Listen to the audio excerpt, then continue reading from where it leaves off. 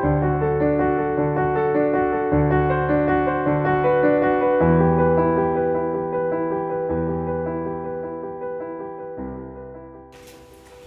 rero kuri YouTube channel yacu Igikoni Time nk'uko menyereye ni Ariete mugiye gufatanya. Uyu munsi wakibaza ngo turi buteke iki? Turi buteke burete. Uhora ubona burete ukazikunda ziraryoshye ariko ukibaza uburyo wazikorera iwawe mu rugo. Uno munsi rero nibyo ngiye kubereka. Mukurikirane rero uko tubigenza.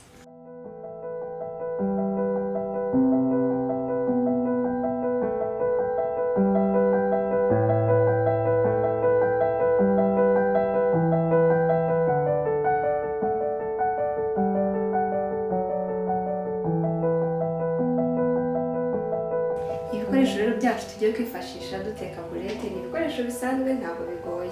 Turi bwifashishe tungurusumu murazizi ziringaniye. Nkakoresha ibitunguru by'umweru ariko naho bishoboye ushobora gukoresha iby'umutuku biterwa n'ibyo ufite. Njye nahisemo iby'umweru kubera ko ntabwo bijya bigira impumuro itari nziza mu kanwa. Akaba pavuro vert z'icyatsi nazo ndazikoresha. Nkagira umunyu ndi bushyiremo akunyu gakeya. Nkagira soya sauce ndi bushyiremo kugira ngo akabara gahinduke. Nkagira black pepper nayo ndi buyikoreshe n'amavuta. Ibintu urabona ko ibintu ndi bukoreshe ni ibintu bisanzwe ntabwo bigoye. Rero ndabishakira sasa.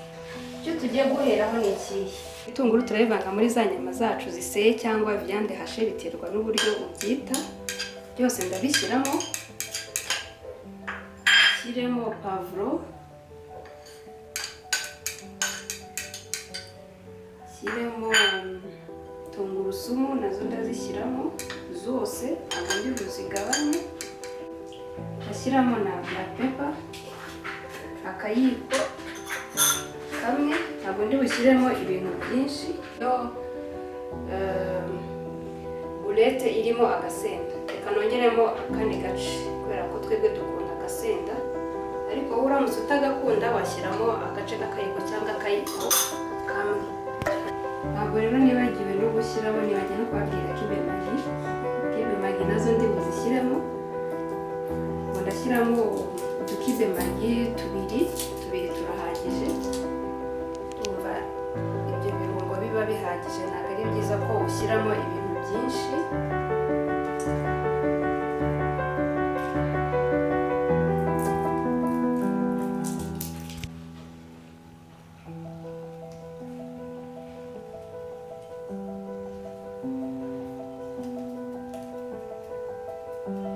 Kubera ko rero twashyizemo kibe magi, utekereza ko gushyiramo umunyu mwinshi atari sawa.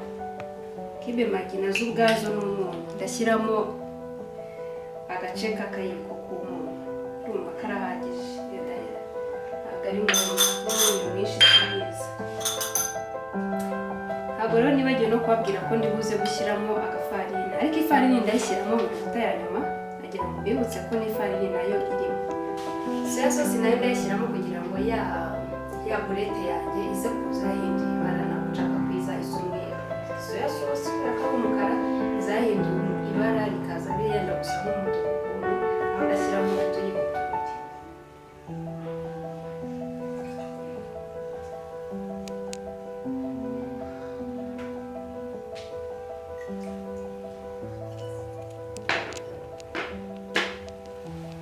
Shyiramo rero byose uhita uvanga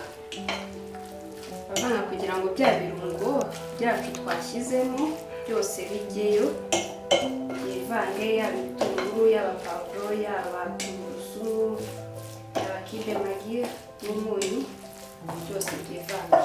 Uvanga neza ntabwo urambirwa.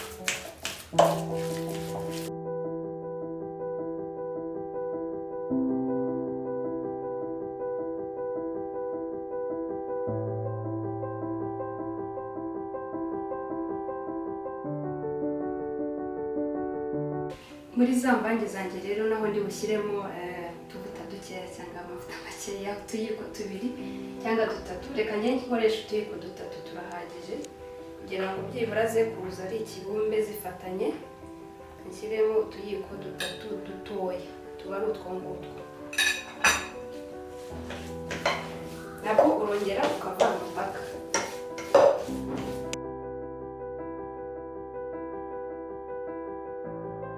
Ikigiye gukurikiraho rero wakwibaza ngo ni iki? Ngiye gufata amavuta nyisige ku ntoki kugira ngo bize kumfasha gukora akazeru k'iyi burete. Murabizi ko iza ifite forme y'akazeru, rero nibyo ngiye gukora naza fatamo gakeya bitewe n'uburyo ingano ya burete yawe ushaka kwingana, ukabanza ukayibumba kubera ko utayibumbye hari igihe n'imbere hazamo ubusa ugasanga si byiza. Biba byiza iyo uyibumbye inyama zikegerana.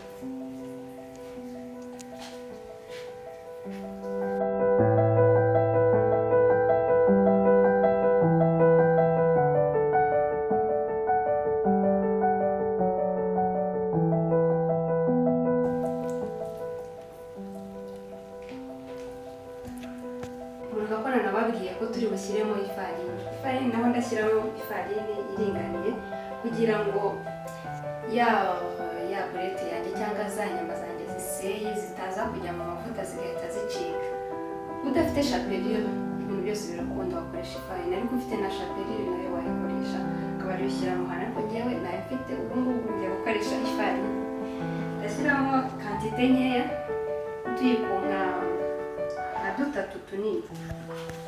Urakomeza ukavanga kugira ngo za nyama zacu byose byivange n'ifarini.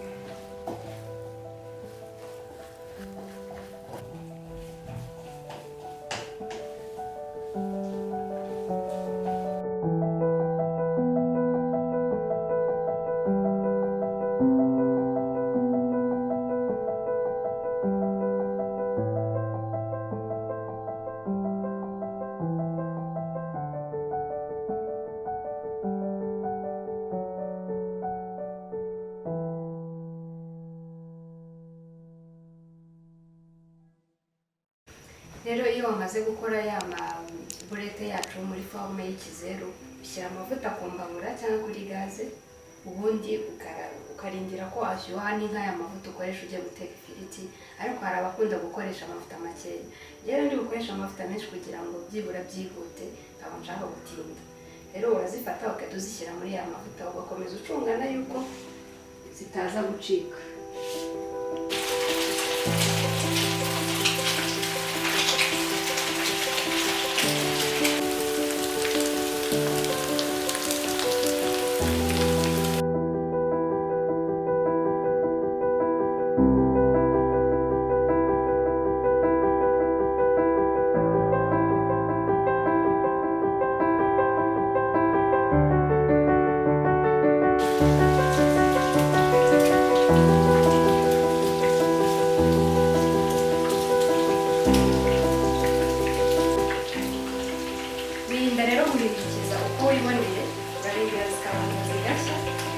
Iyo uhindukije bitarashya niho ubona yacitse, ariko njyewe urabona ko nahindukije ibara ryahindutse, ntabwo zikiri wa mweru, urabona ko zitangiye gushya. Rero hagiye gukurikiraho gushya uruhande rundi rw'inyuma. Ko byahiye umuhumuro uba wahindutse, ntabwo uba ukiri wa wundi hoteli ya tungurusumu n'ibitunguru tuzuba.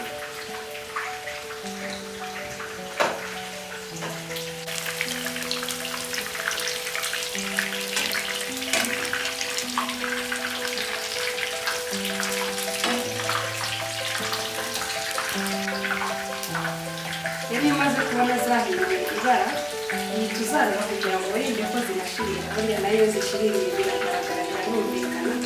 Uzarura ubona zitaratangira gushirira, ariko ibara riba ryahindutse, no mu imbere ziba zahiye. Ntabwo ngira ko zishirira.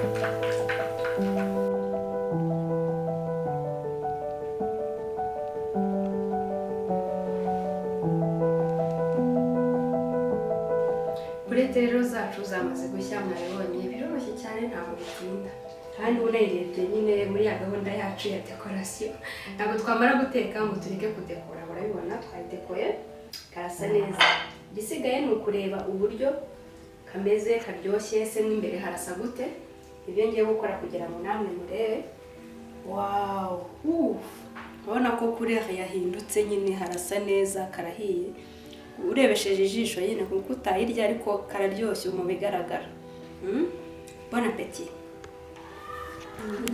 ntabwo nagenda rero ntayiriye namwe murabyumva